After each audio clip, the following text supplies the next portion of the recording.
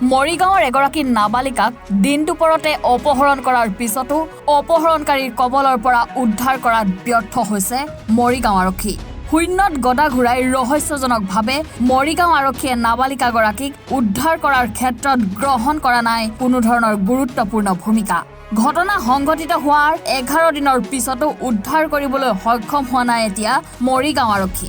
নাবালিকাক অপহৰণ কাণ্ডৰ ঘটনাৰ মূল মাষ্টাৰ মাইণ্ড ইদ্ৰিছ আলীৰ বিৰুদ্ধে বিস্ফোৰক অভিযোগ তুলিছে ভুক্তভোগী পৰিয়ালে। পূৰ্বৰ এগৰাকী নাবালিকাক ইদ্ৰিছ আলীৰ নেতৃত্বতে এটা চক্ৰই অপহৰণ কৰি পিছত নাবালিকাগৰাকীক ইদ্ৰিছ আলীয়ে 15,000 টকাৰ বিনিময়ত চমজাই দিছিল পৰিয়ালক।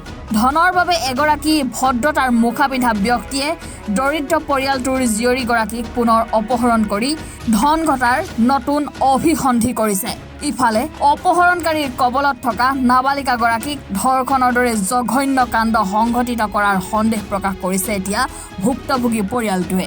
সেয়েহে সময় থাকোঁতে আৰক্ষীয়ে এই ইদ্ৰিছ আলীক কৰায়ত্ব কৰি তদন্ত কৰিলে সকলো পোহৰলৈ আহিব বুলি মন্তব্য কৰিছে ভুক্তভোগী পৰিয়ালটোৱে।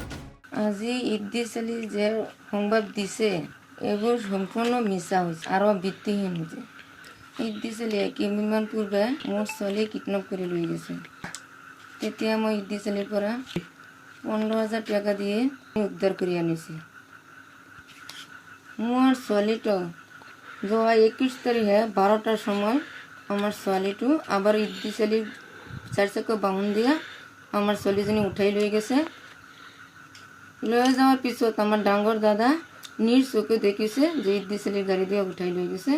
তার পিছত সন্দেহ হয়েছে যে আমার ছোৱালীটো কিডন্যাপ কৰাৰ আমাৰ পুৰা সন্দেহ হয়েছে যে ইদ্ৰিছ আলী কিডন্যাপ কৰে আমাৰ ছোৱালীজনী আবার লৈ গেছে।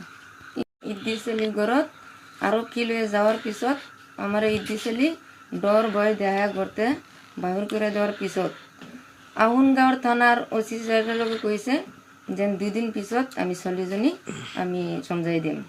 মুৰামাৰি আৰক্ষীৰ লগে কইছে যে আৰ ওই ছোৱালীজনী আইনা সমঝাই দিব ইদ্ৰিছ আলী কইছে। তাৰপৰত অহন্তৰি আমাৰ ছোৱালীজনী ইদ্রিছ আলী অহন্তরি আমার নাই সমঝাই দেওয়ার পাছত আমি স্পেশাল অফিসত দিছি।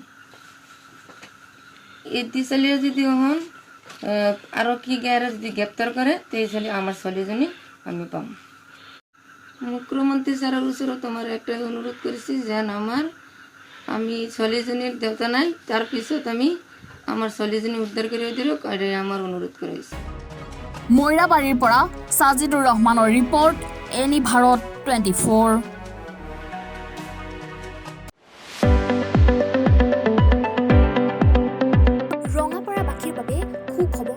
আপুনি যদি দুচকীয়া বাহন ল'ব বিচাৰিছে তেন্তে এতিয়াৰ পৰা আৰু চিন্তাৰ কোনো প্ৰয়োজন নাই।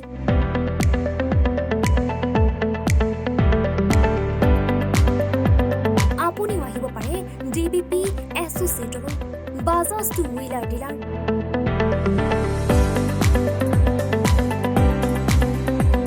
আমাৰ ঠিকনা ৱাৰ্ড নং 8 ঠাকুৰবাৰী ৰোড, ডাকঘৰ, ৰঙাপাৰা, জিলা শোণিতপুৰ।